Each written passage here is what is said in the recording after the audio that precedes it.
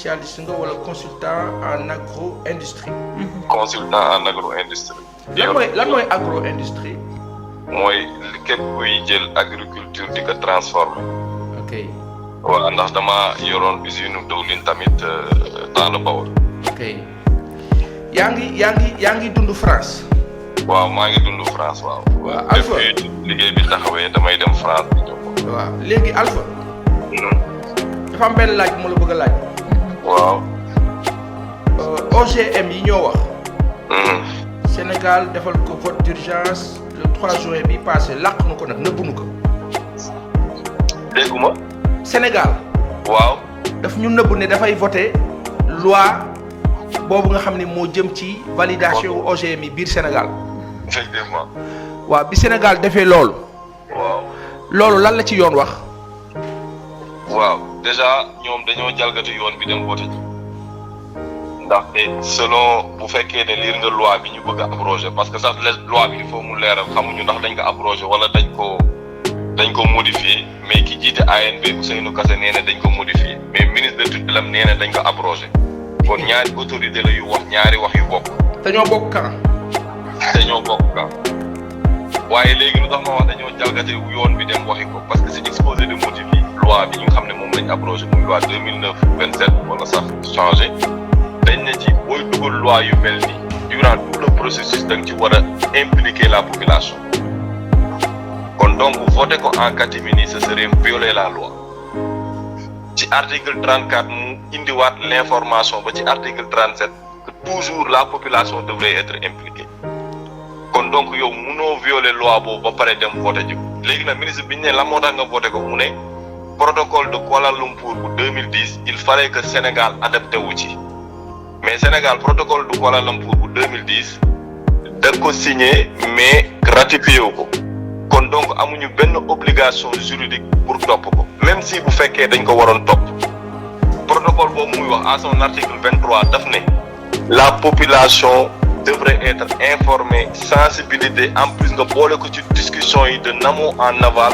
booy teg loi bu mel nii parce que ça les concerne directement kon donc de tel manquement day indi mën nga contester loi bi comme ñoom niñ ko utiliser te waxuñu la ko dem voter ji ko te yëgoo. waaw Alpha. waaw. ginnaaw loolu mooy aspect contenant bi. waaw. aspect contenu bi. lan la OGM di def ci nit. damay bañ tiital sa auditeurs yi wala sa téléspectateurs yi. déet waxal dama bëgg a xam. léegi rek OGM. donc organisme génétiquement modifié la moo tax ñu koy tuddee noonu parce que dañuy modifier wu gène benn organisme pour adapter ko ci beneen organisme pour que organisme boobu mën a mel ñoom ni mu bëgg mu mel.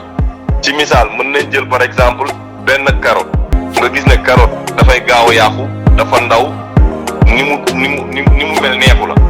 nga ne par exemple dama bëgg carotte bi saf suukar carotte bi xonk wala carotte bi bañ a yàqu mën nga dem ci beneen organisme comme par exemple betterave nga dem jëli gène bi nga xam ne moom moo responsable de betterave bi di am suukar ak betterave bi di rouge nga jël ko déplacer ko indi ko ci carotte bi pour que carotte bi mel ni am même propriété que betterave bi léegi problème bi am foofu mooy ñaar benn bi buñ koy def dañuy wax l'application du gène marqueur ak l'application du gène d'intérêt mooy li nga jëli fële moom par exemple saf suukar bi ci betterave indi ko mais boroom xam-xam yi d'accord nañ ne booy def déplacement de tel gène day indaale ay propriétés yu bees comme ay protéines yu bees yu mën a poser allergie ci koo xamante ne day bañ a lekk betterave ci gène marqueur bi buy ñëw day àndax ay dañ siy def ay résistant d'antibiotiques léegi yow boo ko lekkee résistant d'antibiotiques yooyu day nekk ci yow ça veut dire que démb yow li antibiotique bi nga daan fajoo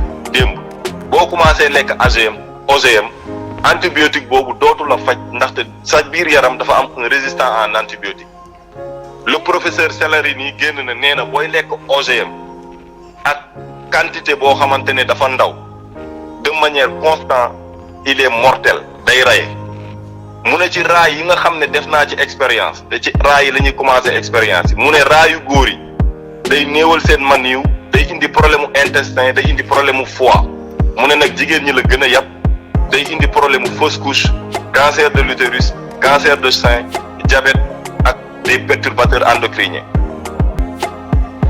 waa léegi. waaw. li nga fi wax yëpp xam nga mu doon.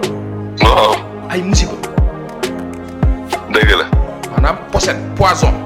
waaw léegi nguur ci contenant. waaw jëlee décision bi. baaxul dafa violer loi. ci contenu bi li muy dugal ci réew mi maanaam c'est génocidaire day faat ay masse. population yu bare. effectivement. nguur boobu lan moo ko tax a jóg dafa am objectif non avoué wala dafa am dañ ko sant loo xam ni mënu ci dara. effectivement léegi li ko njëkk mooy genre affaire OGM yu mel nii buy dugg ci dëkk par exemple bu dee Europe la il faut mu jaar EFSA moo koy valider jox ko président concerné yi ñoom ñu xool ndax dañ koy def wala duñ ko def bu dee États-Unis nga dem il faut mu jaar si ñetti bànqaas Sénégal nag foog mu jaar ANB mooy l'autorité nationale de la biosécurité. biosécurité autorité boobu jël ko jox ko comité bi avant mu koy jox ministre bi pour mu joxe autorisation ñu dugal ko fi ma fàttali ne OGM kenn terew ko ñu dugal ko di ko lekk Sénégal mais dañ ne balaa nga koy dugal da ngay jaar ci autorité bi mu jox la attestation boo ko dugalee waaye autorité boobu tudd Kassé moom génn na télé matul 3 semaines mu ne. Ousseynou Kassé waaw Ousseynou Kassé nee na bi mu fi nekkee depuis 2015 musul jot notification ni joxe attestation pour loolu.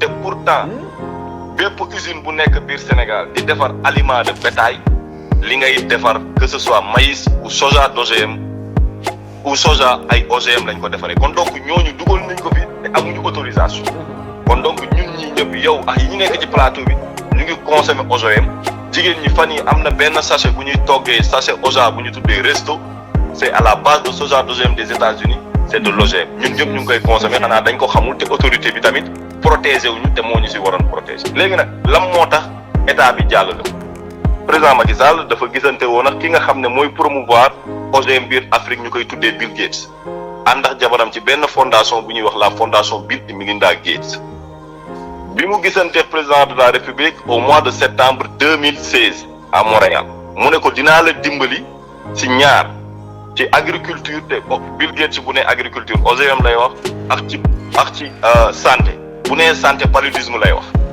ma fàttali tamit OGM yemul rek ci lekk day dem ba ci mala yi am na jën OGM yoo OGM am na ñu ngi koy testé au Burkina Faso. yoo moustique. yoo OGM. moustique OGM d'accord.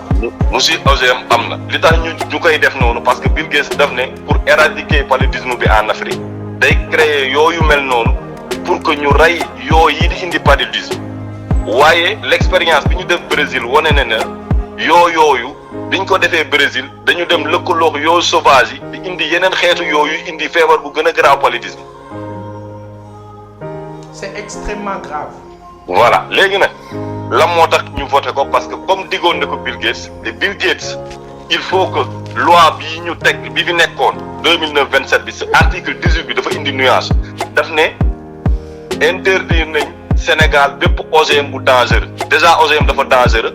ñun nag dañu bëgg xam la mooy OGM bu dangereux léegi nag Bill Gates nuance boobu ci phrase boobu moo ko doon déranger léegi il faut ñu lever ko moo tax président bi lever ko le 3 juin bi mu ko lever le 3 juin jabaru Bill Gates ñëw fi le 22 président de la République accueillir ko pour ñoom ñu waxtaan mu remercier ko ci loi boobu ñu jàllale à l'Assemblée nationale.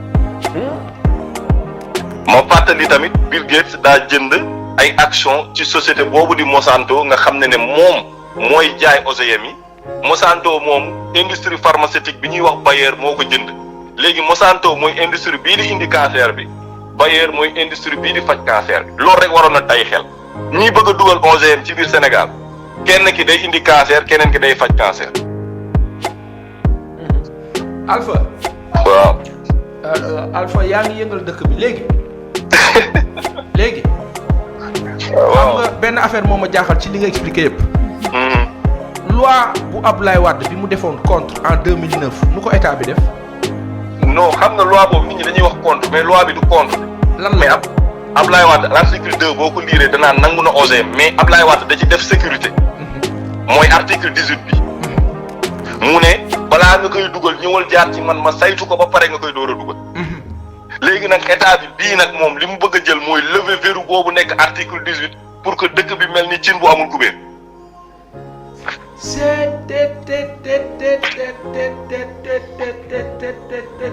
Alpha.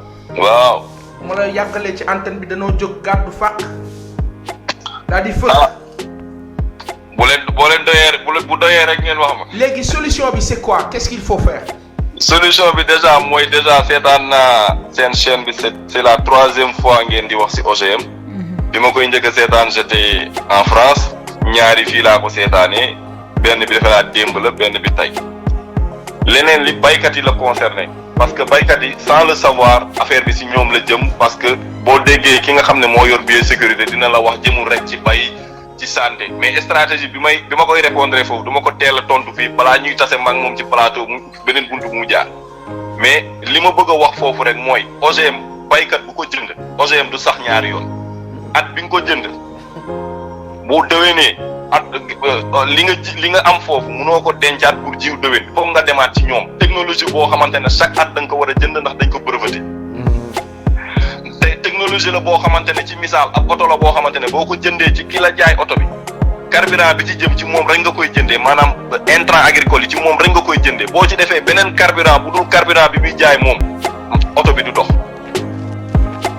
maanaam dépendance totale. L'insécurité dañuy wax sécurité alimentaire mais c'est l'insécurité alimentaire ndax tey jii imaginer suba ñu amoon problème ak États-Unis mën na ne Monsanto dama bëgg nga arrêté yóbbu jiw ak intrant agricole biir Sénégal kon dañuy dee. léegi Alpha. waaw. jiw boobu ñuy def. muy OGM. waaw. lan lay def comme effet ci ñi nga xam ne duñ ko utiliser tey bay ci wet gi. waaw day rey bay bi yëpp parce que façon de pollinisation la mooy maanaam gis nga tey jii ñoom premier acte bi ñuy teg mooy ñëw bay ko biir Sénégal yëpp képp koo xamante ne yoroo OGM dinañ la wàll loolu nuñ koy wàllee parce que bu fekkee dara day sax par effet de pollinisation lay def. léegi tey jii bu amee ngelaw boobu bu yóbboo pollen bi ci kii nga xam ne deful OGM da koy wàll OGM bi moom day yaakaar ne bay normal la yor mais OGM après lay jural. léegi da defee mu denc ay jiwam yaakaar ne déwén mën na sax dootul sax. Alpha. waaw.